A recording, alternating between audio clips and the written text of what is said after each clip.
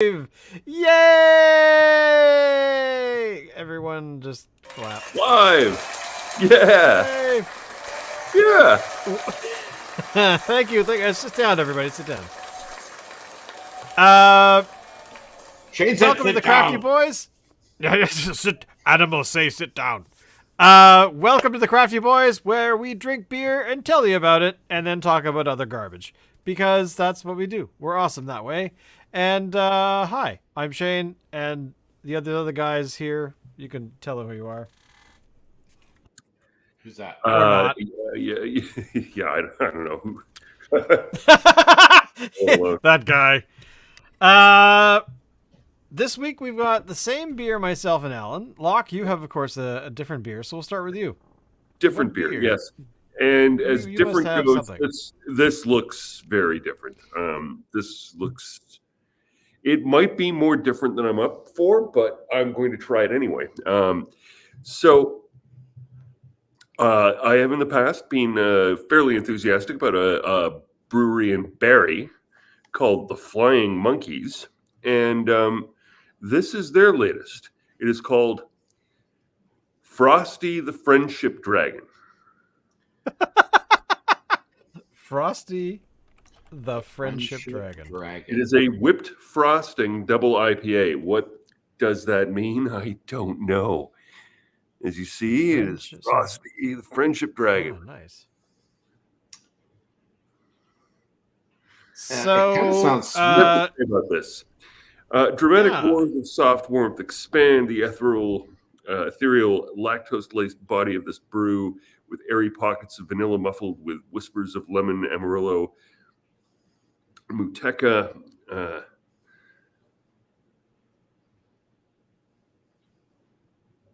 Equanus?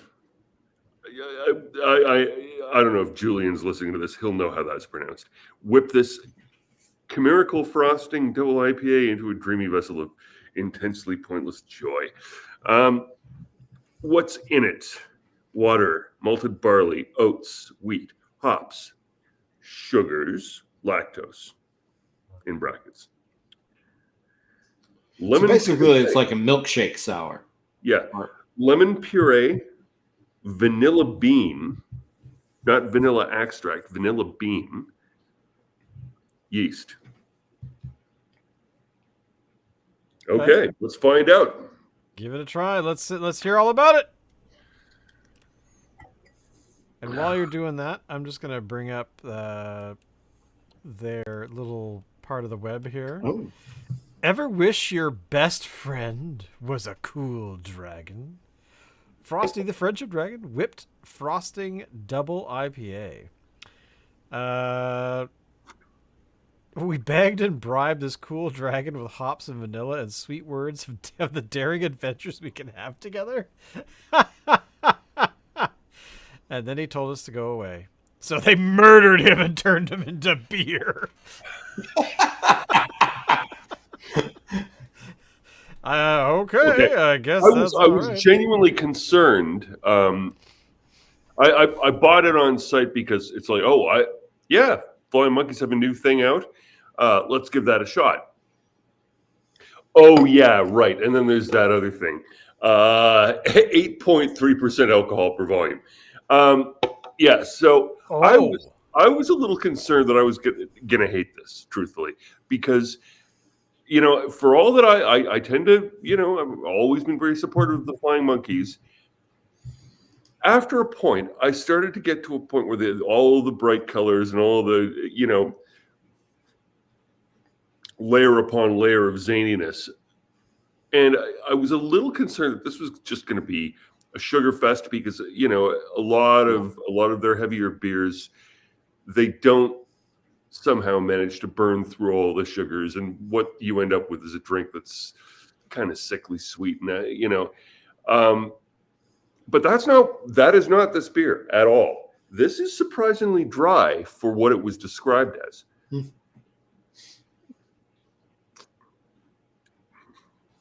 And surprisingly smooth.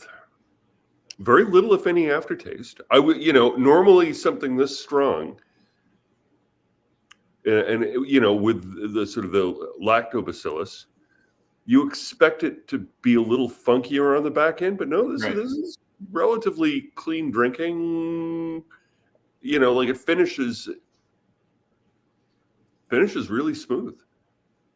So is it kind of like Blue Bridge, where it's like dangerously? It has that quality to it that if somebody poured you one of these and it was a hot summer's day, you could sit there sipping this and maybe have 2 or 3 of them, and you think you were fine until you tried to stand up. Right. Yeah. I was so last night, Locke, I went to a vegan restaurant called Meat, which I've been to a couple times. It's quite good. I highly recommend it. But behind the bar, they had this little TV, like about, maybe a 18-inch or 20-inch or whatever. Yep. And with a VHS built into it. So they were playing movies on VHS, and they were playing Dazed and Confused. Okay. So the just what you said reminded me entirely of that for some bizarre reason. But I gotta say, this beer, the Frosty the Friendship Dragon, I want one. So when you return to Toronto, buy some and stick it in your fridge and don't touch it until I get there. Shane. All right. Shane. We will do something about that. I hate to tell you this, Shane, but that beer is not vegan. I don't care. Okay. It's fermented, which is okay. Oh, okay. Like, apparently, shut up. So all right, next on, we're going basically you can eat rancid cow. Pretty much. This time, Alan and myself have got day 5 or 6. I think it's 6. Okay. 6? Day 6 of the Space Case from Space Phillips Case? Brewing in Victoria from 2022. That This one appears, is that called- appears at once to be a Freemasonic diagram Yeah. and Well, a surrealist interpretation of a Dalek. Ooh. it does kind of look like it, doesn't it? It does kind of, actually. Although I don't know if that's what they were going for. It's impossible to predict with certainty, but the wavelength of a macroscopic object, like a dog walking across the room, is so ridiculously tiny that if you expanded everything so that a single atom from the room were the size of the entire solar system, the dog's wavelength would be about the size of a single atom within that solar system. So there you go. Wow, this man. is a So I was tart right about IPA. it being a Freemasonic diagram of a Dalek. Exactly. It's- So man. it could be anything. And whoa, Yeah, That so I is- was going to say, I already opened mine. and holy it effort! a whole lot of Look at head. that! Yeah, Look at I- that thing. Wow. Now, mine poured exactly actually the get same some as beer in that, here, right? And I let mine settle while Locke was Oh my talking. lord. Okay, well, I won't actually have any beer for the next 20 minutes. Yeah. What? Like, Yeah. It's and that was a foamy. careful pour. If you're in a war zone, you run out of hand grenades, you take one of those, you shake it up, and you just whip it. Just throw it at the. Oh my lord, that. And I'll tell you, this foam has the consistency of, say, like whipped marshmallow. Huh. Like it's not airy. There's substance to it. That is interesting. That is tart. It is tart. It's an IPA. It gives you that hit of hops, but on the back end there's this slight bit of sourness to it. Not overpowering at all. Very minimal. But it's an interesting combination. You don't expect it, but it is interesting. No, definitely don't. What do you think? The second beer tonight is the Glitch. Oh, he's hop. writing into the. into the chat. Tart IPA. I gotta say this one is really, really tart. I have to say the foam isn't really that bad. So when you say really, really tart, bearing in mind, for our audience, that I drink a thing called the Storm Imperial Sour, which tastes a little bit like somewhere between battery acid and balsamic vinegar. Oh wow. So where is this on the sour spectrum if we were going like really, really sour? Is this a 9 it's or a not 10? I don't find it sour at all. An 8 or a... Okay, well, Shane, you just said it was really, really tart. Yeah, but to me, So tart which is it? not... Come on, make up your mind. It's Don't not wait for the translation. Answer me now. When you say tart, you don't mean sour. I don't mean sour. Tart. This is the thing. Like it's got some sourness in there, but it's just a tartness that has a lot of bitterness in it that I think covers over the sour flavor. Okay. So, are you sort of getting that film kind of feeling, Alan?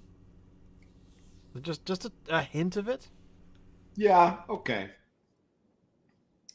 Yeah, cause it's not because you're suggesting it. Sure. Saying really Okay, well, right now, I don't know if I actually understand what any of them mean, but keep saying these words.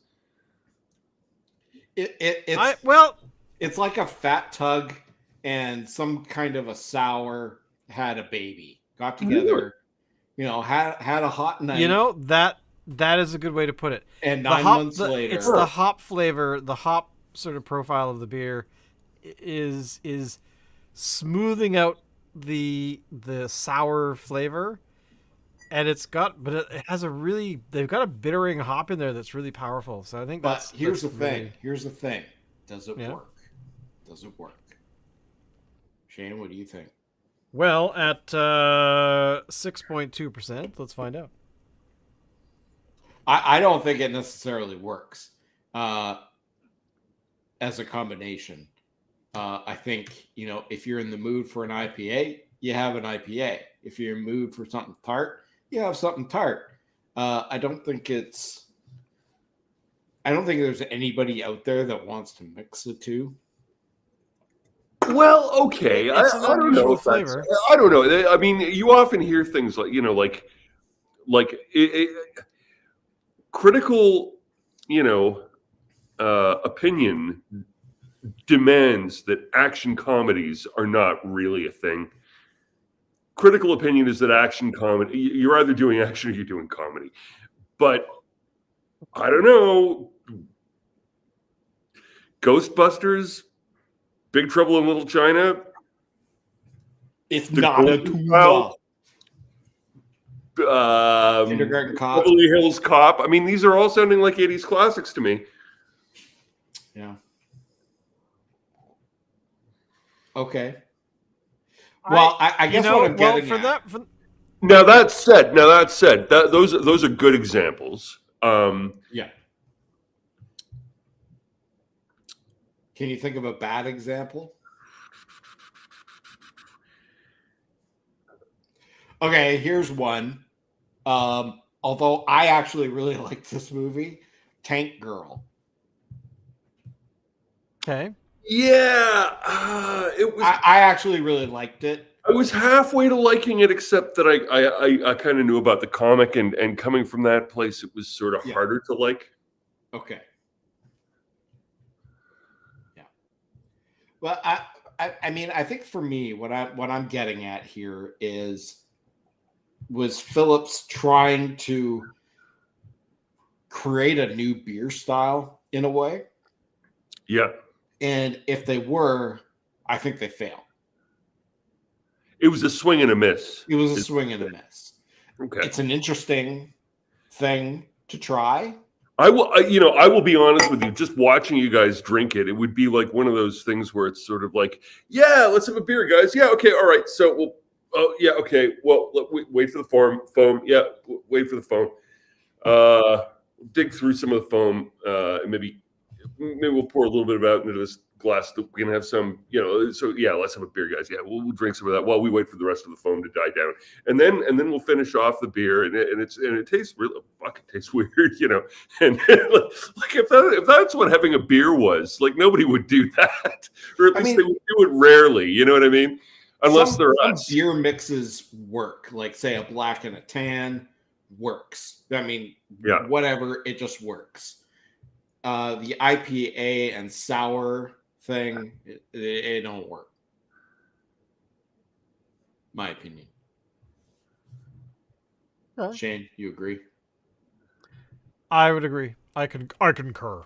I think everything about this indicates that it is an experimental product that is maybe not meant for a wide release. Yeah. Perfect for this kind of a case where you got 12 beers that you've never had before. And you want at least one of them to be really different. Yeah. Having said that, last week's beer that we had was kind of a miss as well, which is odd for the Phillips base case. But, I mean, it can't all be, home runs, right? True. That's very true.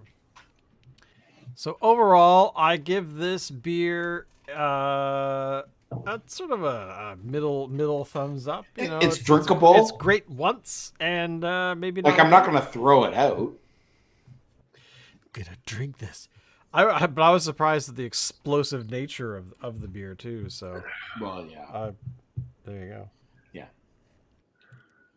So, any news, boys? Now that we drank some beer, any fun stuff? Anything of report worthy? Have I beaked off about AUKUS yet? No. What is AUKUS? All right. Yeah. So this new treaty with the UK, Australia, and the US. I'm kind of wondering why Canada isn't in on that treaty. Like, I think nobody thought to ask us. Well, I think that's a realistic position to take. But here's my concern: if we're saying that as Canada, having the longest coastline of any nationality on the planet, and we think that coastline is going to be defended by the Australians, the Americans, and the UK, given our history and given where our neighbors all are,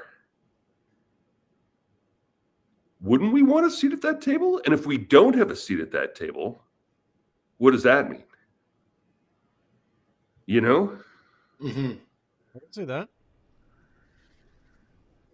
I mean, especially since we share, as you said, share a coastline with the U.S. and we're, tightly bound somewhat to Australia, historically, and the UK. But I understand. I mean, here's the thing. I mean, we've talked about this on the show before, but the whole the fake islands being built in the South China Sea by China and and other things like that, them flying into Taiwan's airspace and all kinds of stuff like that. So this kind of stuff doesn't surprise me. I mean, the two major powers in on the Asian continent are flexing. Is that how you describe it, Locke? Flexing? Yeah, flexing / saber rattling. Well, because didn't the what is his name? The Honey Bear. Honey Bear? Who is the leader of China right now? Honey Bear. Who made it illegal if you draw him as Winnie the Pooh. That's going to stick. I think from now on we just call him Honey Bear. So Honey Bear went to meet with Putin, so and hung out, shook hands and stuff. To me was a surprising thing for Putin to do on the basis of it means he has to do a lot of photo opportunities where he needs to strategically stand further up the hill than the guy he's talking to, so he doesn't like Z. We've seen what it looks like when he's standing next to Trudeau. I know what I look like when I'm standing next to Trudeau, which is to say that I'm smiling at Trudeau, looking somewhat downwards. Trudeau is considerably taller than Z, and if you see any of these pictures of Z meeting with Putin, Z's towering over the poor little fucker. Like, Really? How small is he? He's like 5'2" or something. Well, I think he used to Really? work at a chocolate factory, didn't he? Yeah, I guess. I could not fathom that there was anything to claims that Putin was genuinely upset that he thought that Gollum was in Lord of the Rings, Peter Jackson's rendition, at any rate, was a slight against him. And I just thought, that what a bizarre thing for anyone to say. Really? Well, I realized how genuinely tiny he fucking is. Maybe he really felt threatened by that. Do you think? Maybe Ukraine is his precious. Okay. Well- Okay. So here is here is Z and Putin standing side by side. Do you see what I mean? Like, Z is not a very big man, so how small is Putin? And here is Trudeau. Do you see what I mean? Beside Z. Yeah. So, what's that? 2 inches, maybe? Oh, 2.5? way more than that. Oh, more than that. Well, I'm trying to cater into the hair, like where his hair is at. But then you look at Putin, and so Trudeau's like up here. So what is Putin's height? Let's see. I think he claims that he's 5'5", but I don't think that's true. Apparently, he claims to be 5'6". Yeah, he's not 5'6". Oh no! Wait, His official height is 5'7". So, But actual okay. height. that is ambitious. Yeah, he's not 5'7". So what is Trudeau's height? Trudeau is 6'2". Sounds about right. Yeah. So, wow. Granted, we're not seeing where they're standing or if there's any sort of is there anyone on an apple box? But that's shocking. The actual height difference there. I'm surprised. Oh wait. Here we go. I found another photograph of. It's not a great photograph, but it is of them. Here we go. So here you are. This is the height where we can actually see the floor. Okay. Yeah. There we go. Yeah. See what I mean? And if Trudeau has got 3 inches on that, so Trudeau's a monster compared to see. Do you have any pictures of Putin in a tree making cookies? Not yet. Not yet. Let's find out. So while I'm doing that, talk amongst yourselves. All right. Hey, Locke, have you been checking out Star Trek Picard? Yes. I can't say I'm up to date with it, but I've checked out a few episodes. Yeah. Of this season? Yes. Yeah. What are you thinking of it?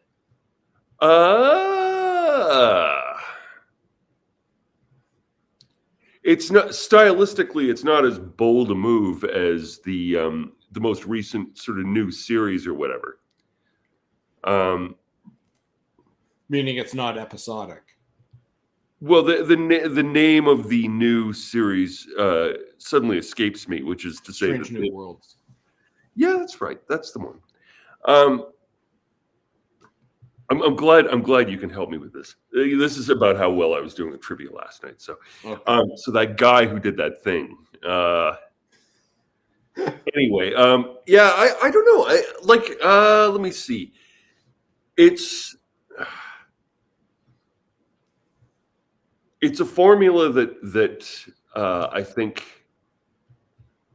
has proven itself so consistently that like people like the Next Generation as an ensemble cast, and I think they played that to good effect from what I've seen. It's sort of one of those things where everybody's older and they're reflecting on, and here's how it was different when I was younger, and this is why we think things differently now. And so I think for the millennials who were particularly touched by that series, this will be an interesting sort of reflection point for them, in that it's contemplating maturity and end of life stuff quite a bit. And I think Picard as a series has done that more than most Star Treks because of the virtue of the age of the actors. Right. Patrick Stewart isn't going to be with us forever, but he's a guy who I think he's the sort to die with his boots on. He likes being an actor, and I think he'll keep practicing his craft as long as he can. Right.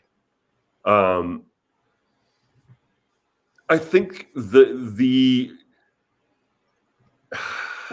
bridge is kind of Star Trek cinema bridge. It's not Star Trek TV bridge. You know what I mean? Like, it's all a little bit sort of very dramatically lit. Like it's a bit histrionic in terms of the lighting. If it's so it's sort of like, well, we're on a military vessel, so we want to maximize the extent to which we can have dramatic lighting so that everybody feels like they're in a movie, right? Because that's what you do on a military vessel, right? That's the most important thing, is to make sure that you really have that dramatic lighting that's very strong and really makes that dramatic point. Right. I don't know. What did you think about it? I'm really enjoying it. Really enjoying it. I much more like I enjoyed the first 2 seasons of Picard. Yes. This season is blowing my mind. And so, would you tell me why you feel that way? It's just the twists that are happening like constantly, like every single episode. I've got to say that misdirection, warp tunnel laser, whatever that thing is. Yeah. That was an interesting reflection on power dynamics and sort of and kind of a martial arts sort of view of sort of a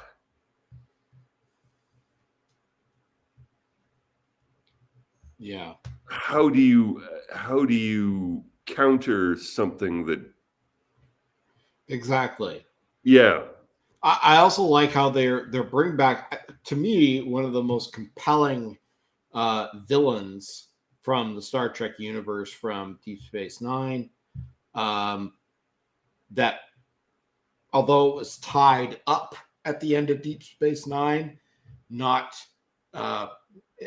they didn't explore it further into like films, like say they did with the Next Generation. Given how complicated wormholes were originally, and then Deep Space Nine is a stable one, and it's just like we use it like a highway, and now there's like a wormhole gun that shoots wormholes at people. You know what I mean? But it is like it you is. Better be careful, man. I'm going to use my wormhole gun. But what was really interesting was the last episode. And Locke, I don't know if you watched that one. I kind of get the feeling that you didn't.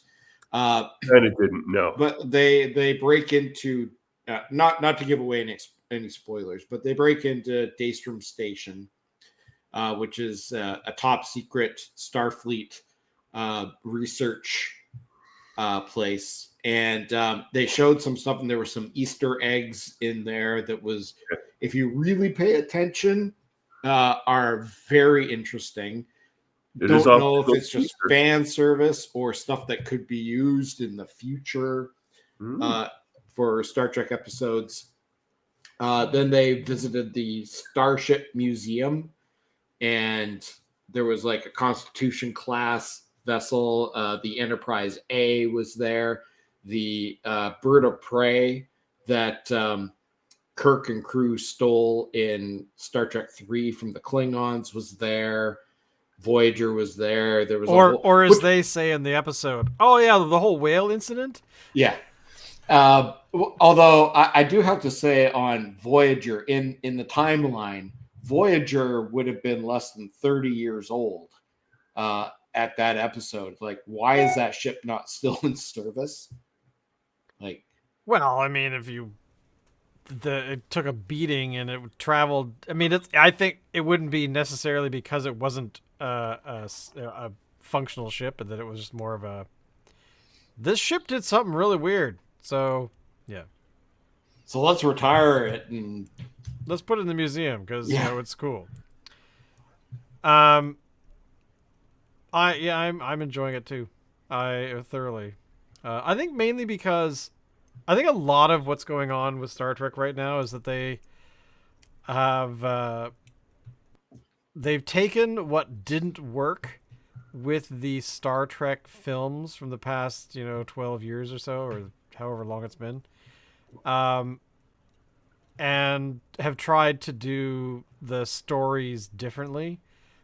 Discovery was a real brand new thing in Star Trek, I think.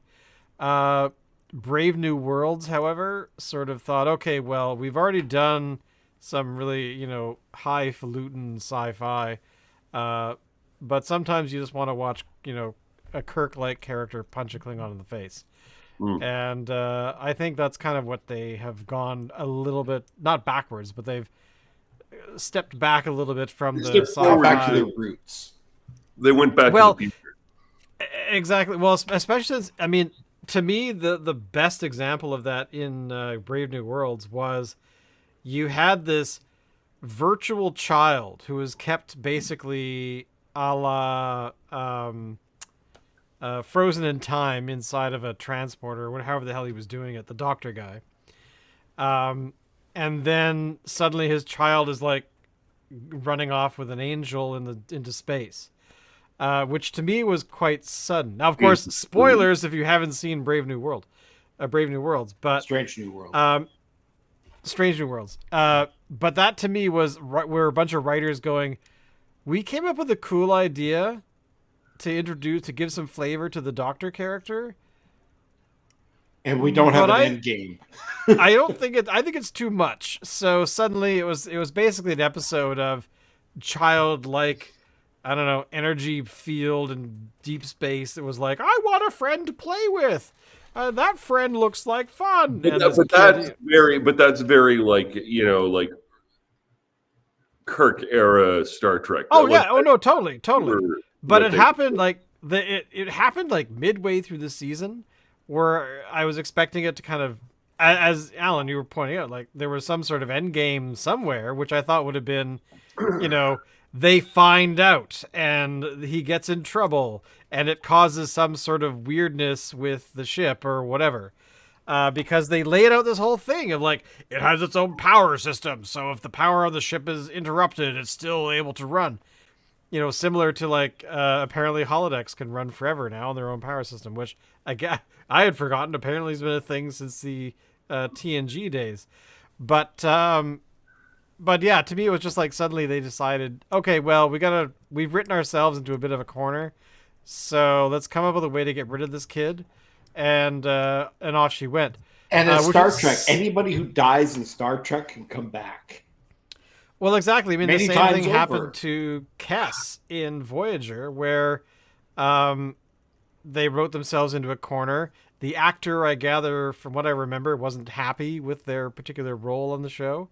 So they were like, okay, great. You're now a space child who's going to give Voyager a kick in the ass so that it flies, I don't know, 300 million light years further than closer to to home. So I mean, that kind of stuff works. I mean, it's okay, but I think if you watch a show long enough, you kind of get a sense of what's working and what's not, and story wise or character wise, and so you have these situations where a character is completely, I don't know, kind of lost a bit, like an ensemble cast that has like 2 cast members too many, and then they play it off as, you won't believe what happens next week when Riker takes a bullet to the groin, and will he live? These kinds of things.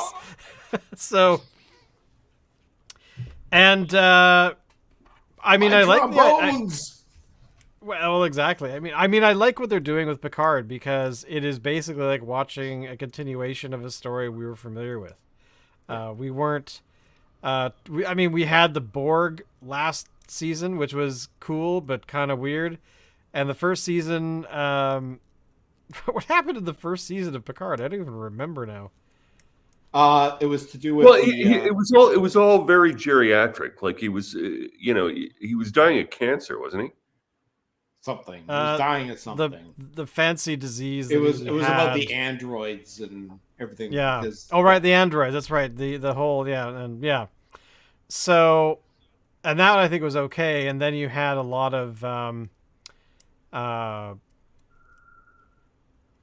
weird. Actually, to be honest, there's a lot of weirdness around the film Nemesis back in 2002. Oh wait, yeah, Star Trek: The Emo Generation. Yeah, exactly. Like they started to sort of write them into, we had like First Contact, which was kind of a darker film, which is fun in Star Trek land. But then they wanted to lighten it up by, I don't know, them de-aging or getting sore boobs or whatever it was in Insurrection, yeah. And then they got a bit emo in in that film, which I think still was a good film. I think that I do too. Tom Hardy, holy hell, looking back on him from his days as Bane, 10 years later, is hilarious to watch because you still kind of go, oh yeah, that's Picard's genetic child, from, and then he was angry because he grew up on Remus or whatever. But anyway. I actually think that film is very underrated. I think it's a good. It didn't do well financially, but it did well critically. Like people reviewing it, like people are like, it was an okay. It wasn't the best Star Trek film, but it was not a terrible Star Trek film. It wasn't Star Trek V: The Undiscovered Country. It wasn't that level of terrible. And but I think I don't know. I think what happened for me anyway is that we were already hot on the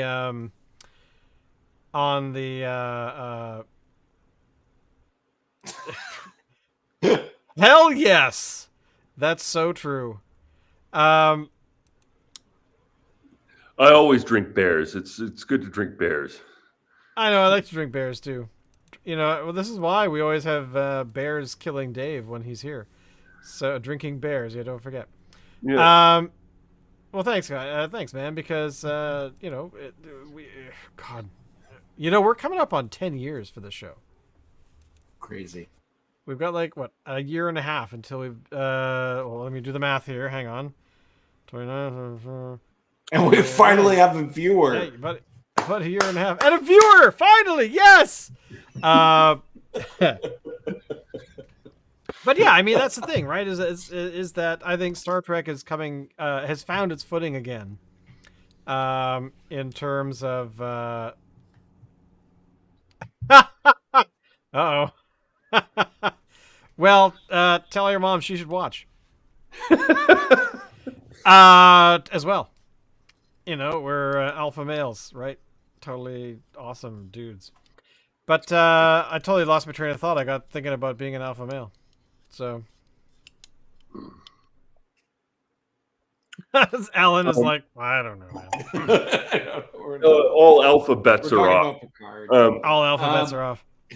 One thing I did like is the fact they're bringing back smaller characters that were involved in the series, but maybe didn't have a huge role. Like, Okay, Laren. look, no joke.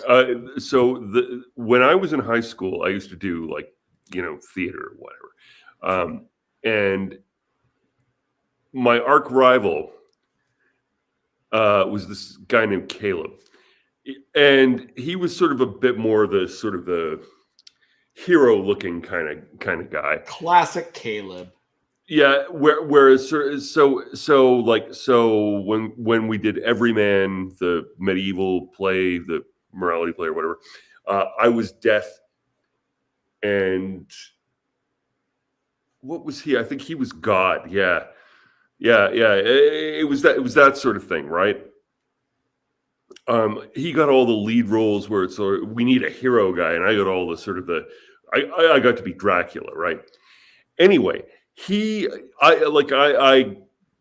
moved on from that and then went back to that and then moved on from it. Anyway, he was absolutely dedicated to being an actor. That was really what he wanted to do. And so he went to Cal Arts, where his acting prof was Patrick Stewart. And Patrick Stewart, because he was Caleb's acting prof and liked Caleb's work, got him a non-speaking role on one of the Star Trek The Next Generation movies. Oh. I can't remember which one. I just don't remember. The truth is, I should remember, but because he was a good guy, Caleb, very decent fellow. But yeah, I would love it if they brought him back and gave him words. That would be exactly the kind of thing that would be some supporting your workers kind of shit that I think Hollywood could well afford to fucking do. Right. Yeah. Right. Characters I'm expecting to come back at some point. Well, maybe actors, because the characters may have been killed off, but Denise Crosby, who played Tasha Yar. Oh, fuck yeah. I would think she would come back in some capacity, probably as the Romulan Sela or something like that.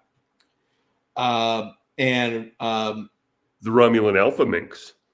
Yeah. What's his name? The guy who played Miles O'Brien. Oh, that guy. Yeah. The one who Cole Meany. most recently was he not recently in some very reputable Sky Pictures gangster show? He was in I want to say Peaky Blinders. Yeah, that sounds right. I could have been, but I think he may be in something else as well. May he have been in Gangs of London? Possibly. Or was that some other guy I'm thinking of? I don't know. Whoever it is, it'd be somebody who's aged enough that they could play that. He's done very well for himself post Star Trek. It's sort of fucked up, but there's certain actors that sort of like, oh, he's got one of those faces. He's like, he's the Jeremy Irons 2 generations ago, or he's the Jeremy Irons 2 generations ahead, or whatever. You know what I mean? Like, or he's the Ed Harris 2 generations ago, which would have been who? Douglas. Yeah. So Kirk Douglas. Yeah, Kirk Douglas would have been Kirk sort Douglas, of the Ed Harris of his day, right? Gangs of London, you're right. He was in Gangs of London. All right, there we go. Which I don't. Which is a very good show, by the way. If you're interested in stuff besides, space aliens. if you like to do stuff that doesn't involve space aliens, you'll enjoy it. I'll have to check it out because I actually had not heard of this show before. No, I had never heard of it either. I knew it was in Peaky Blinders. It's not I don't know about besides space. Let's say as well as space aliens. Right. Was he also in Peaky Blinders? I think Which I haven't seen that either, to be honest. So I feel like there's a lot of actors that show up on Peaky Blinders. I mean, the fact that they got the soundtrack done by what's his face. But Cole Meany's been like, he was in The Commitments, wasn't he? yeah, Remember The Commitments in the 90s? Who? he was the dad character who thought that Elvis was like the Pope, with Pope level, awesome. Yeah. Who? There was a movie called The Commitments, and it was a movie about a band in Yeah, I remember The Commitment. England that was trying to make it big. And the soundtrack that they put out was actually songs recorded by this band, Okay. including like Mustang Sally and Yeah. I know. My parents just loved it. It was a baby boomer like slice of heaven. I never really got it. This is a show that I've seen. I've only seen like 3 episodes. Oh yeah, that of was the shot in first Alberta. season.